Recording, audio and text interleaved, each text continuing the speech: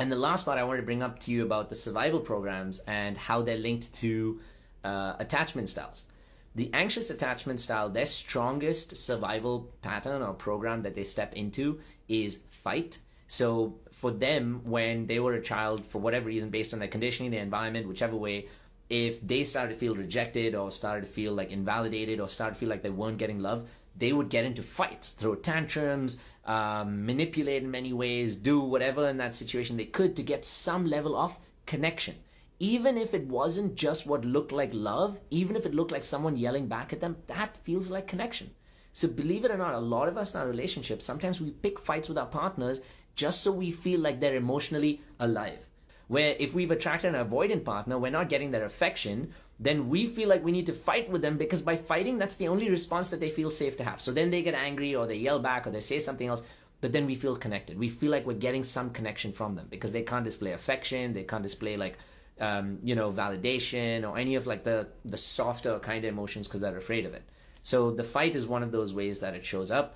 And the other one that the anxious attachment feels a lot is fawning, because the anxious attachment is very sensitive around the abandonment wound. And so that's why they're anxiously attached to someone. They attach out of a place of fear because they're afraid that if that person were to leave, they'll be abandoned again.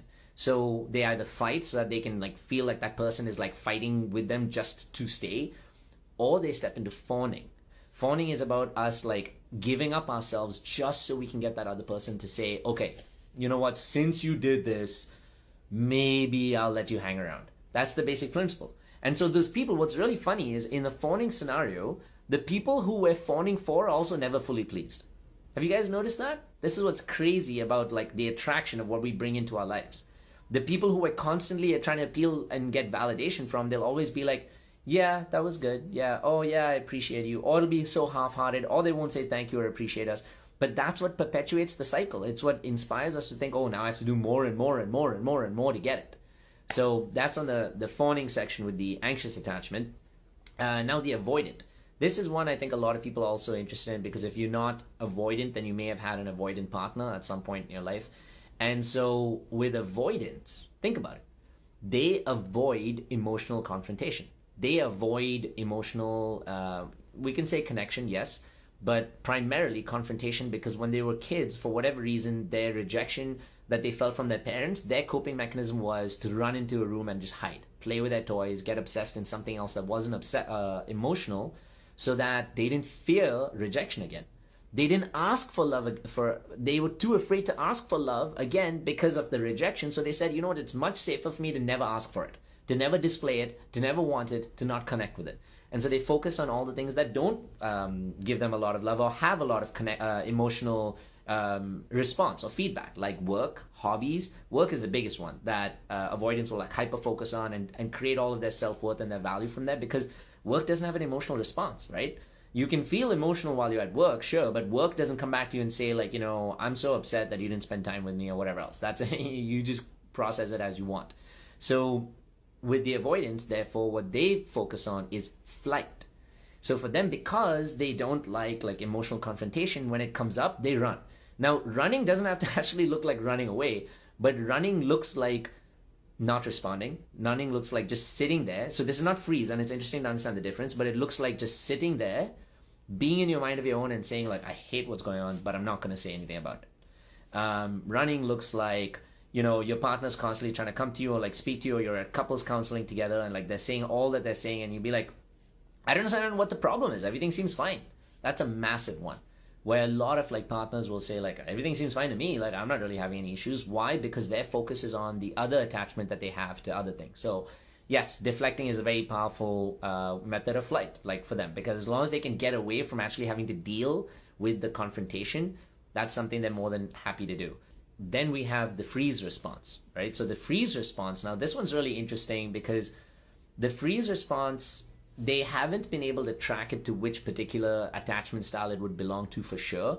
But primarily, people believe that the freeze response, and I would agree to some extent, comes from, is a survival program of those who've been through most likely a physical trauma, like a really heavy physical or even a smaller physical trauma. This is how strong the ego is in that moment. And this is why I want you to recognize that the ego has actually played a big part in our survival.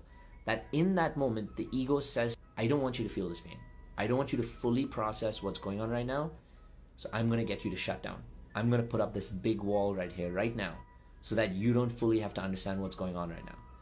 And, you know, that's not to say that they don't know that incident, but you will find that a lot of trauma victims or trauma survivors I have worked with personally have some version of memory suppression, memory repression. They can't fully understand, like, you know, what part of the memory came from there, what their emotions were around that time. And that's because that was their survival response to not remember and not live in it constantly. Can you imagine having to live in that constantly, that pain of what you went through at that point? It's disastrous.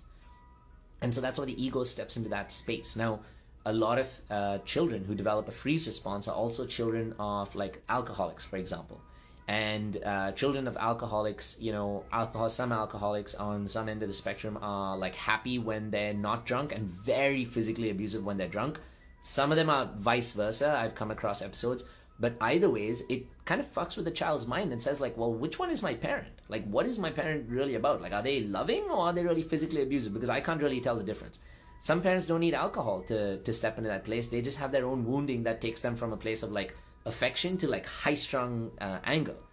And so that creates what we call the anxious avoidant mix, or the disorganized attachment style, where you're not fully sure if you're anxious, you're not fully sure if you're avoidant, because you have, you know, you almost have two different parents to deal with in one.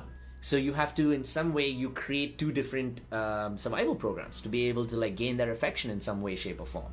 And so that the freeze response is a very strong response for the disorganized style. So for a lot of us who have a freeze response, that's not the only case though.